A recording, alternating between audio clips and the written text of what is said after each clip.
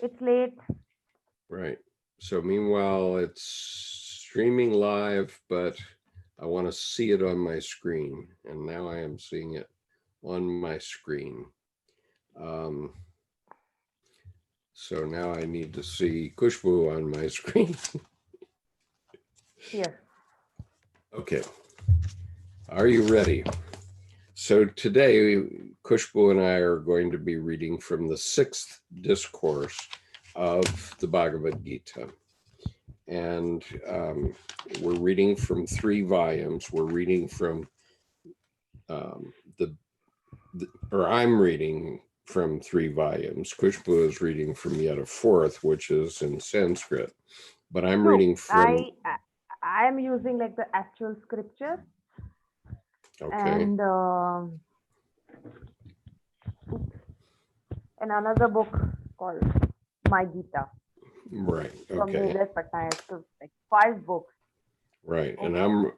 I'm reading from the Penguin Classic, from the Light Illustrations Bhagavad Gita, Annotated and Explained, and from the translation by R.K. Sharma with Carol Pitts and Les Morgan. And so each one has a slightly different translation. They have different notes. And so we're going to read the 3 versions with some of the notes, and then urge you to go get your own Bhagavad Gita. So are you ready, Khushboo? Yes, I am. Slok 1.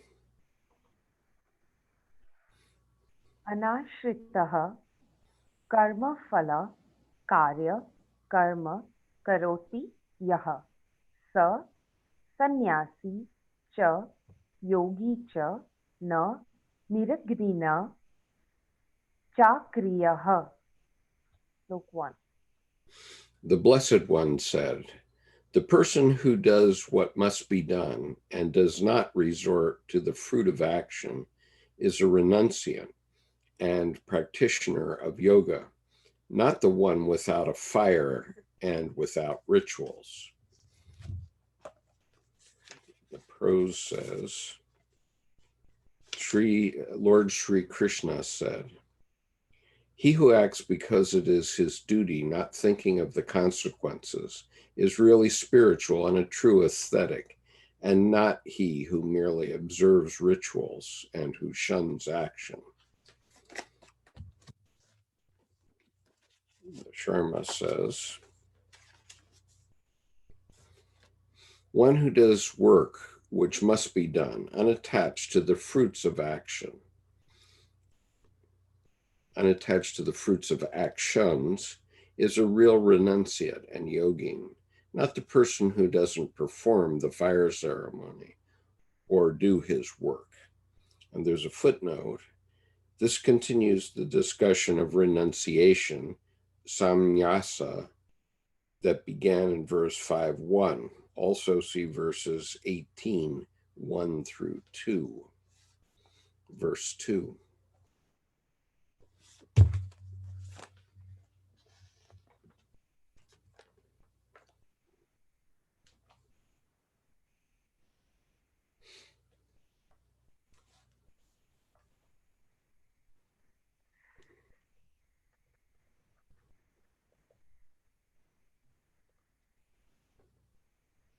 Okay. Ya sanya samiti prahu yoga ta vitvi pandava na hasanya sta sarkado flow yogi bhavati kashchanaha. Slok 2. Son of Pandu, know that which they call renunciation is yoga. No one becomes a practitioner of yoga without giving up purposeful intent. The Light Paths reads, "O Arjuna, renunciation is in fact what is called right action. No one can become spiritual who has not renounced all desire. And the footnote reads, desire, samkalpa, will purpose, the imaginative faculty that plans for the future, according to Besant. Those thoughts causing the desires which impel one to action, sankhara, and no one can be a karma yogi who makes plans and wishes for the fruit of action, swarupananda. And the Sharma reads, son of Pandu, that which they call renunciation, understand that as yoga, because nobody becomes a yogin without renouncing intent for fruits of action. And the footnote reads, see verse 5:5 for the idea that theoretical knowledge and practical application are both aspects of renunciation. The text uses the word samkalpa, which means a mental intention for a specific outcome or a wish for something specific. Sloke 3.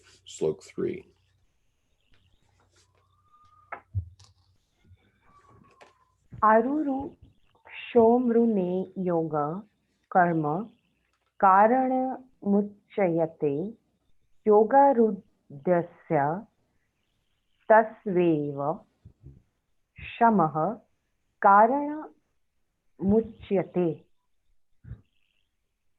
Slok 3. Action is the method for the sage wanting to rise toward yoga. Quiet is the method for the one who has risen to yoga.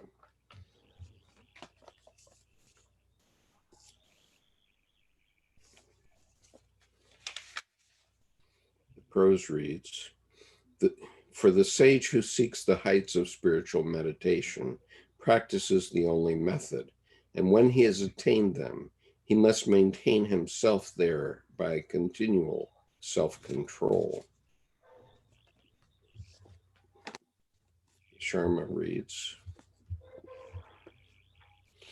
action is said to be the means for the wise person who desires to attain the height of yoga. After he attains the height of yoga, serenity is said to be the means for the same person. The footnote reads, action is an instrument of growth. That is, if we aspire to detachment and quietude, then we must continue to do our work with that attitude, not simply become inactive. After attainment of the heights of yoga, detachment and quietude are instruments needed to maintain the yogic state even while we are busy with our duties. See verse 3:22. Sloka 4.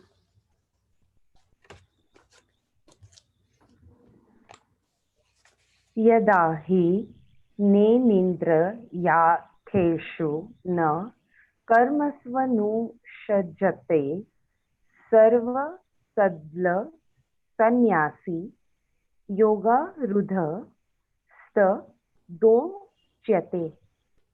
Slok 4. The one who is said to have risen to yoga is one who has renounced all purposeful intent, clinging neither to actions nor to the objects of the senses.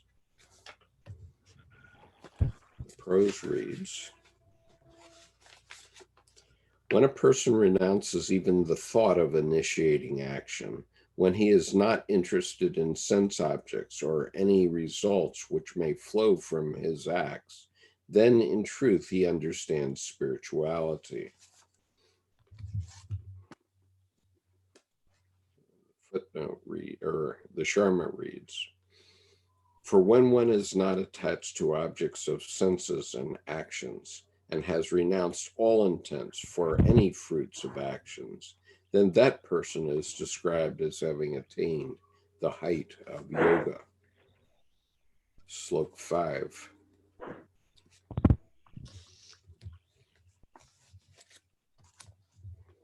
Udre re datma natmana नात्मान मावसादयेत आत्मेव हि आत्मानो बंधुरात्मेव रिपुरात्मनः. Slok 5. One should lift up the self through the self, and one should not make the self sink. Only the self is friend to the self, and only the self is enemy to the self.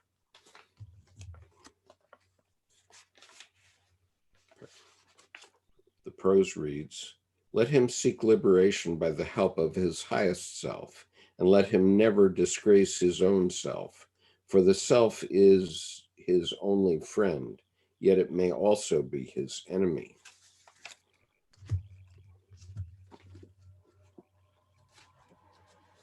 The Sharma reads, one should uplift the self with the self. One should not let the self sink down, for the self itself is indeed the self's friend. The self itself is the self's enemy. Slok 6.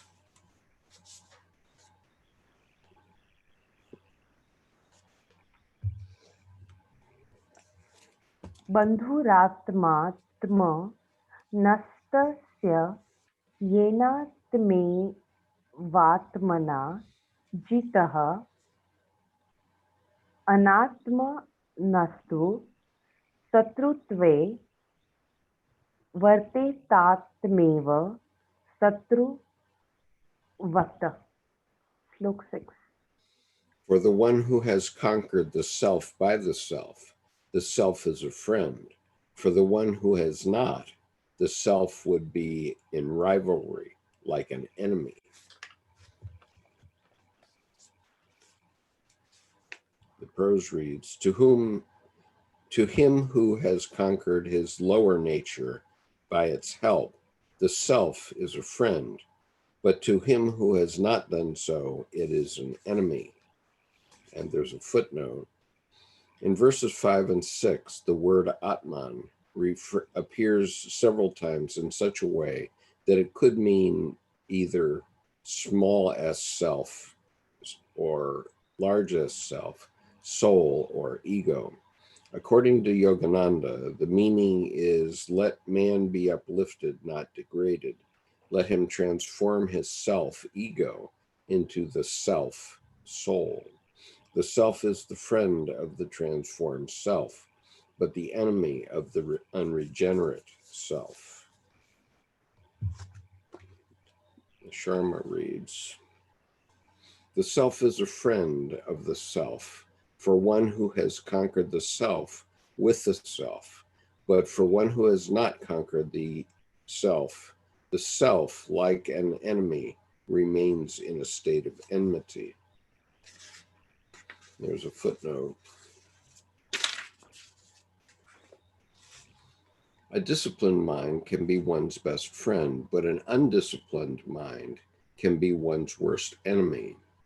Kathopanishad 3:3-9 gives the example of a charioteer.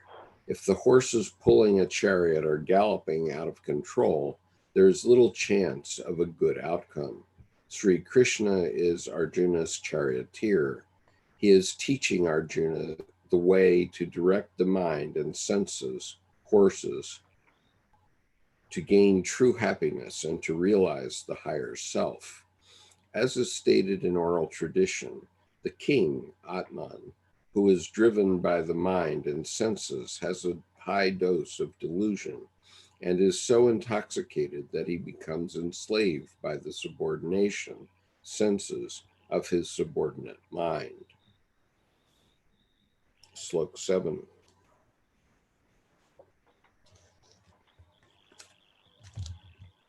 जितात्मना प्रशान्तस्य परमात्मा समाहितः शीतोष्ण सुखदुः खेषु तथा मानापमानयोः. Slok 7. The highest self of the victorious one, the peaceful one, is composed in cold and heat, pleasure and pain, so also in pride and disgrace.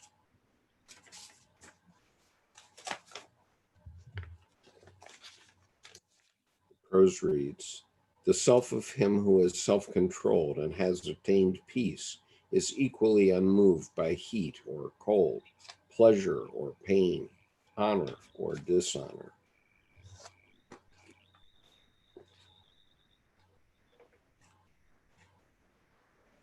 The Sharma has these two together, so I will read the Sharma 7 and 8 together, and then we'll go back and get 8 in the Sanskrit.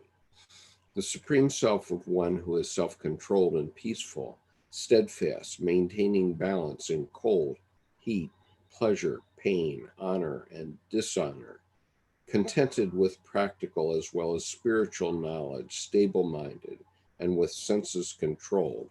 One who is integrated in this way is called a yogin. For that person, a clod of earth, a stone, and gold are the same.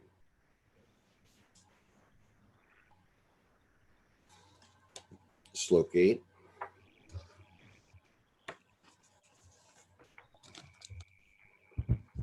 Gnana Vigna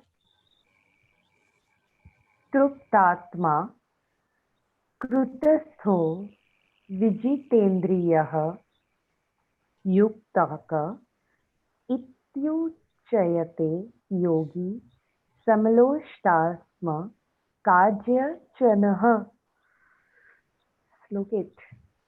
The practitioner of yoga who is content with discernment and wisdom, unmoving, with senses conquered, to whom a lump of clay, a stone, and a piece of gold are the same, is said to be joined to yoga. And the prose reads, he who desires nothing but wisdom and spiritual insight, who has conquered his senses, and who looks with the same eye upon a lump of earth, a stone, or fine gold, is the real saint. There are 2 footnotes. Wisdom, jnana, spiritual insight. Vijnana. Jnana is understanding through reason, and Vijnana is that knowledge which sinks through reason into experience, according to Gandhi. A jnana is like one who knows beyond the doubt that a log of wood contains fire, but a Vijnani is he who lights the log, cooks over the fire, and is nourished by the food, according to Ramakrishnan. And the 4th footnote, the saint, yukta, disciplined, sees all beings and things of the world as emanations from the one divine consciousness, Yogananda. Some regard this yogic ideal of equality towards all beings as a kind of lofty indifference. However, the Gita also teaches the compassionate ideal of working for the welfare of all beings. Verse 12:4, and I already read the Sharma, so go to Slok 9.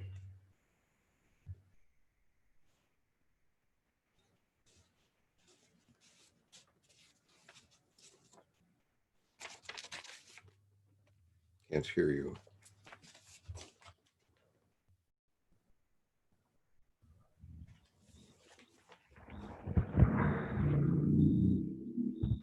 Suhya Nima Trayu Dasi Namadhya Sa Deshya Bandhushu Sadhushvapi Cha Papeshu Sama Buddhi Vrishishtate.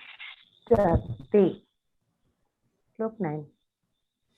That person is distinguished who sits apart from friend, associate, and enemy, who stands with even insight among the hated and the loved. among the righteous and the evildoers.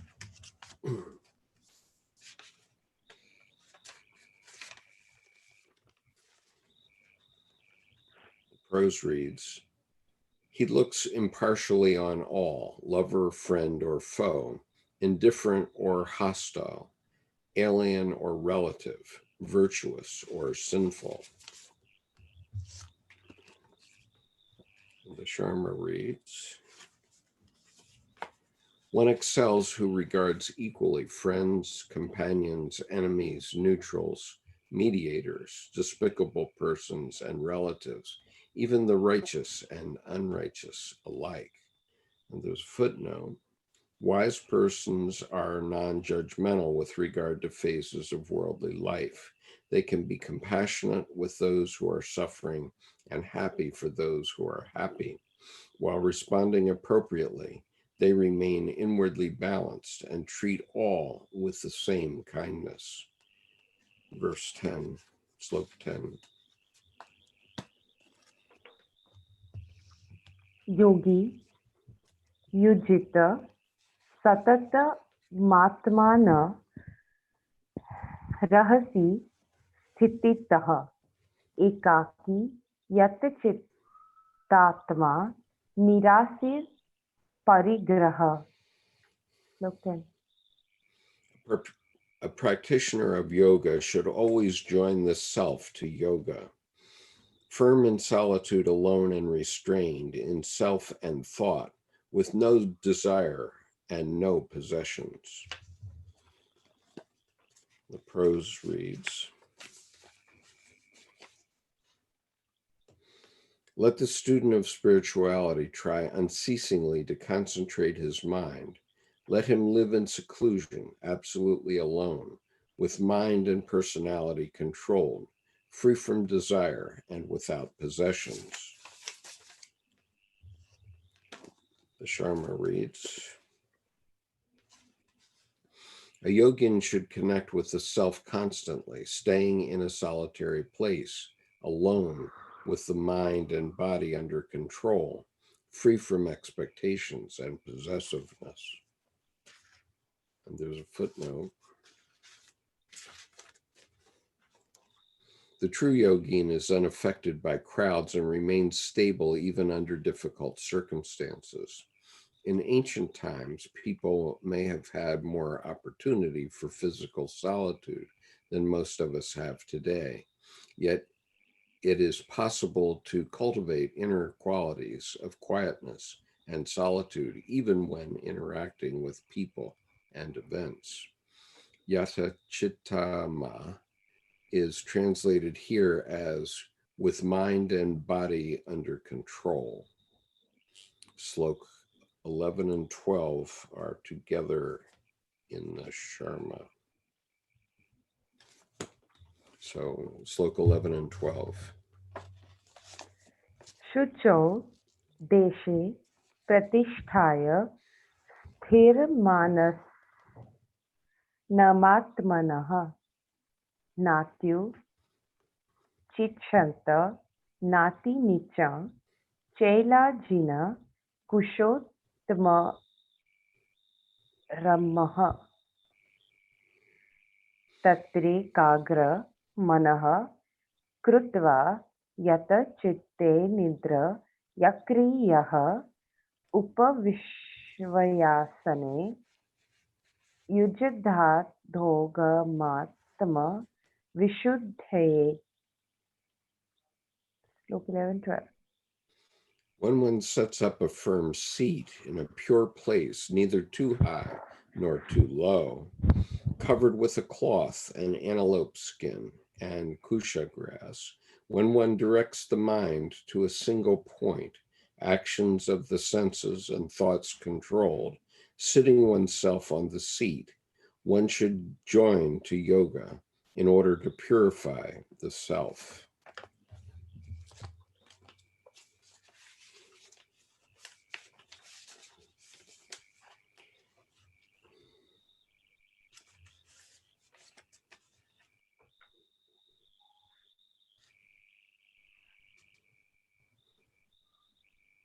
What are we on, 11 and 12, is it? Mm-hmm. Okay. Having chosen a holy place, let him sit in a firm posture on a seat neither too high nor too low, and covered with a grass mat, a deerskin, and a cloth. Seated thus, his mind concentrated, its functions controlled, and his senses governed, let him practice meditation for the purification of his lower nature. There are 2 footnotes. The sacred kusha grass, deer or tiger skin, and cloth traditionally used by yogis provide insulation from damp and earth currents, yoganamanda. The forest-dwelling yogis of India used the skins of animals that had died naturally. Yogananda suggests using a wool blanket and a silk cloth as substitutes. And there's another footnote. Mind concentrated, ekagra, one-pointed. One-pointedness is a primary technique of yoga. By focusing attention on a single object of meditation, one withdraws attention from the activity of the life force in the senses, a self-purifying process.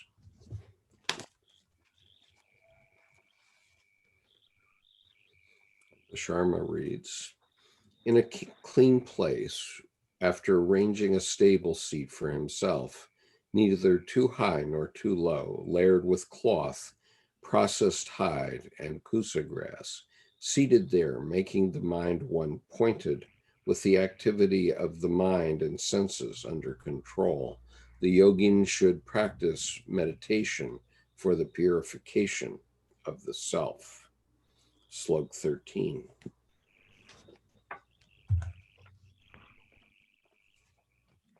Samah kaya shiro grivah dharayanta chala sthirah samrapekshaya nasikagra swaya dishashchana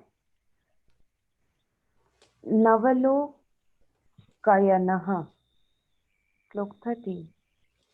One is firm, unmoving, holding in balance the head, neck, and body, looking at the tip of one's own nose, not looking in any one direction. Prose reads, let him hold body, head, and neck erect, motionless and steady. Let him look fixedly at the tip of his nose, turning neither to the right nor to the left. There's a footnote. Yogananda identifies the focus as the point between the eyebrows. See Discourse 5, note 13. Sri Aurobindo's translation reads, he shall keep his gaze fixed on the joining point of the nostrils, where the breath goes in and out. Maharishi translates the phrase, having directed his gaze to the front of his nose, and notes, Shankara says that if fixing the gaze on the tip of the nose were meant here, the mind would be left with the nose, but without God. The actual meaning, according to Shankara, is fixing of the eyesight within. The eyes are not really looking at anything, but the line of sight converges near the tip of the nose. The important thing is the focusing of the internal attention and the centering of the mind in the self.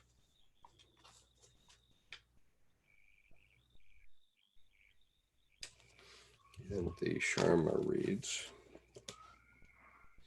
keep the body, neck, and head in a straight line, still and steady, focusing attention on the tip of the nose, not looking all around.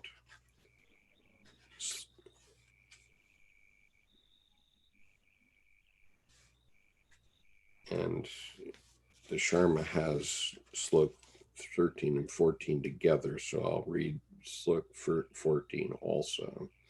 With the mind tranquil, free from fear, well established in the vow of continence, one should sit with disciplined mind, keeping the mind on me, thinking of me alone. Slope 14.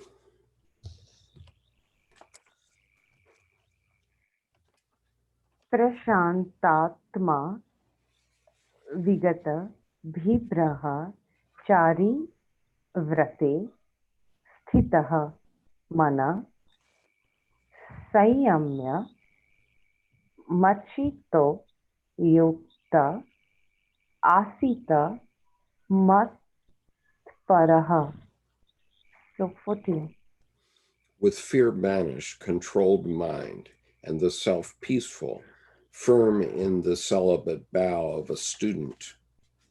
Thinking of me, one should sit joined to yoga with me as highest.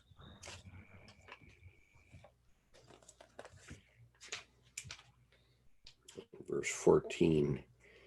With peace in his heart and no fear, observing the vow of celibacy, with mind controlled and fixed on me, let the student lose himself in contemplation of me. There's a footnote.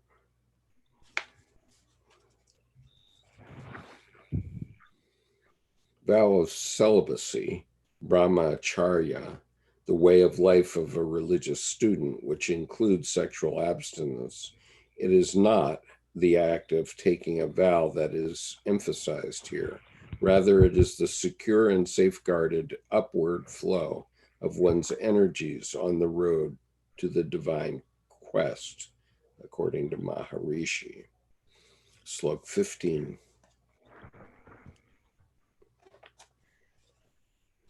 Yujyaneva sadatma yogi niyata manasaha shanti nirvana parama matsastha madhi gachati. Slope 15. Always joining the self to yoga, the practitioner of yoga who has restrained the mind goes to the highest cessation and to peace, standing together with me. Verse 15, thus keeping his mind always in communion with me and with his thoughts subdued, he shall attain the peace which is mine and which will lead him to liberation at last.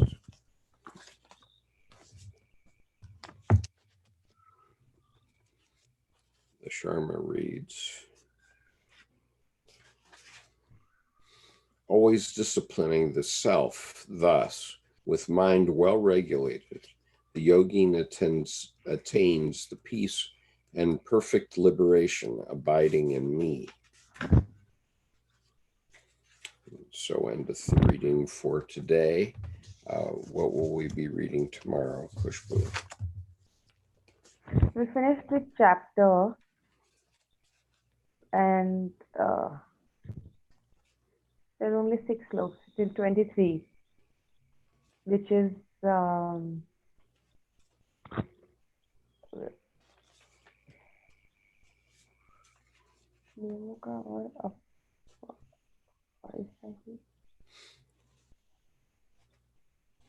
rules. So this will be about rules and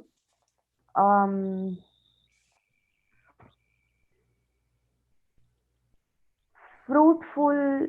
What is a description of a fruitful meditation?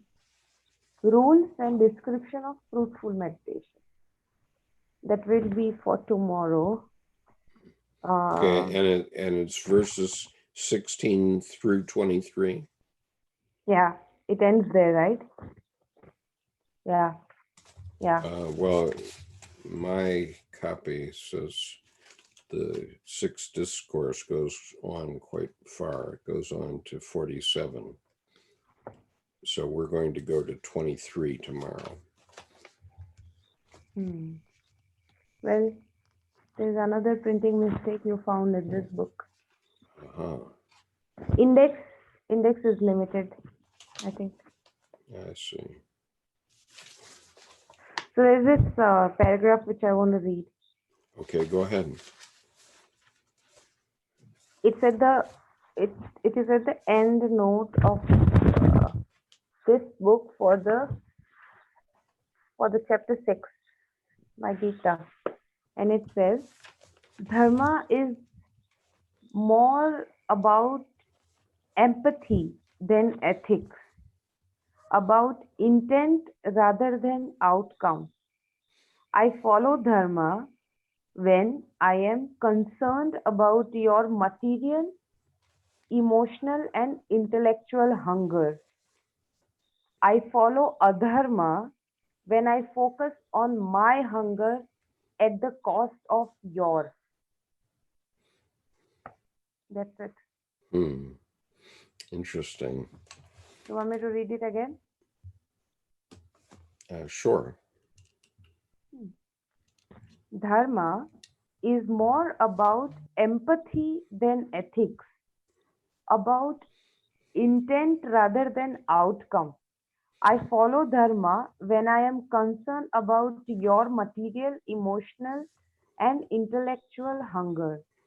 I follow Adharma when I focus on my hunger at the cost of yours. Yeah. Okay. Yeah, the one thing I wanted to point out here in this part that we've just read today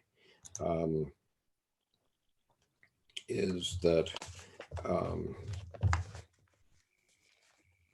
when it's referring to self and self, it's really from a psychological term, it's talking about ego and self.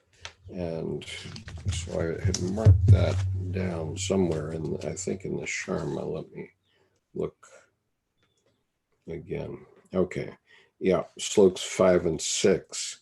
The way it's read, it sounds like self is getting confused, but let me, for example, read slok 5.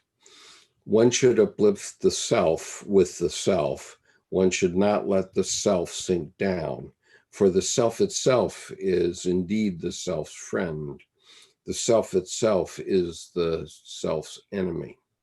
Now, that's a bit confusing, it seems to me, but if I read it in a psychological way, one should uplift the ego with the self. One should not let the ego sink down, for the self itself is indeed the ego's friend. The self itself is the ego's enemy.